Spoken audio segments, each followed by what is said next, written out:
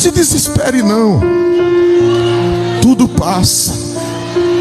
O que você não pode, Ele pode por você.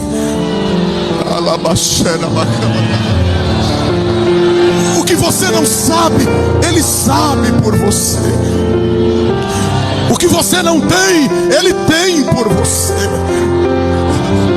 No chaveiro que você tem, talvez não tenha a chave que precisa abrir determinada porta. Te preocupa não.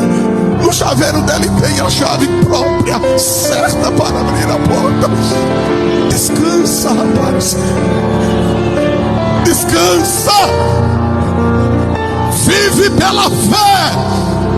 E toda obra satânica que tem tentado te tirar desta vida pela fé está repreendida na autoridade do nome de Jesus.